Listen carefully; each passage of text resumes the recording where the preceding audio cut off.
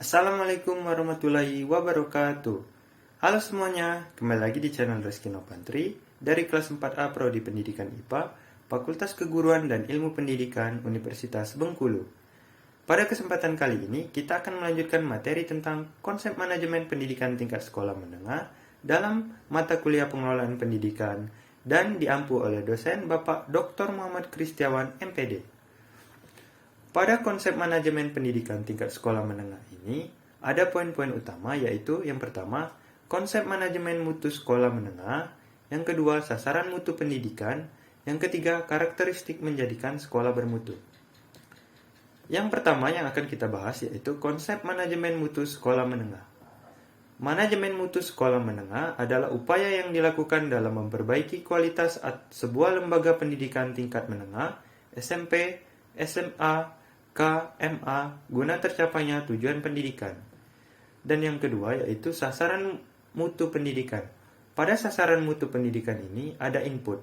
Input terdiri dari kepala sekolah, guru pegawai ahli, fasilitas lengkap, lingkungan kondusif, kurikulum berstandar tinggi, dana, siswa yang terseleksi, dan dana pendukung cukup.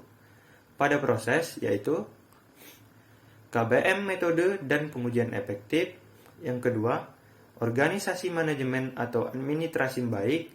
Yang ketiga, hubungan masyarakat atau industri yang erat. Yang keempat, kegiatan ekstrakurikuler aktif. Yang kelima, pengendalian mutu efektif.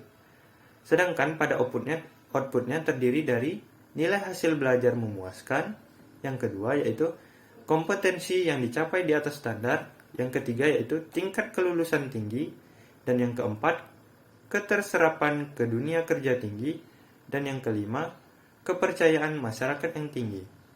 Adapun karakteristik menjadikan sekolah bermutu, hal-hal yang diperlukan untuk mengelola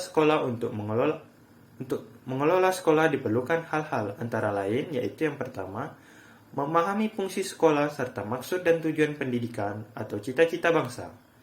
Yang kedua yaitu memahami kebijakan pemerintah dalam bidang pendidikan dan Undang-Undang Sisdiknas.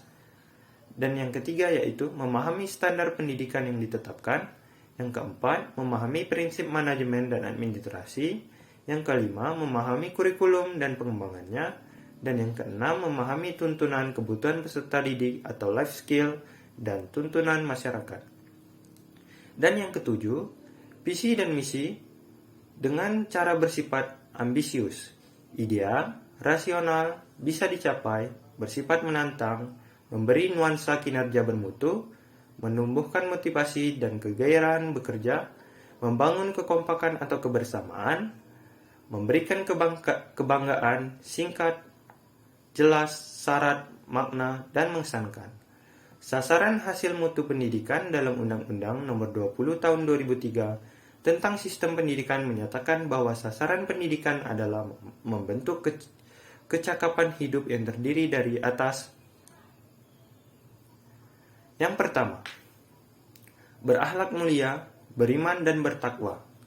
Yang kedua, cerdas, kreatif, dan inovatif.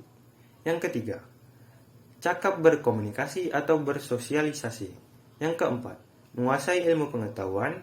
Yang kelima, terampil bekerja. Yang keenam, bertanggung jawab sebagai warga negara bangsa. Adapun dimensi mutu sekolah. Menurut Martinez, mutu sekolah terdiri atas yang pertama yaitu melaksanakan kegiatan sesuai fungsi, tepat sebagai lembaga pendidikan. Yang kedua, memiliki keunggulan. Dan yang ketiga, terpercaya sebagai sekolah yang baik. Yang keempat, kondisi nyaman, menyenangkan. Dan yang kelima, penampilan fisik maupun kegiatan menarik. Dan yang terakhir mengesankan dan favorit. Pengelolaan sekolah menengah terfokus pada yang pertama yaitu pembaharuan SMA yang berkelanjutan dalam rangka meningkatkan mutu pendidikan. Yang kedua yaitu implementasi sistem manajemen abad 21 dengan mempertimbangkan peran SMA dalam membangun MBS di SMA. Dan yang ketiga, implementasi sistem manajemen SMA dalam kerangka konsep balance scorecard dengan melakukan sinkronisasi terhadap MBS.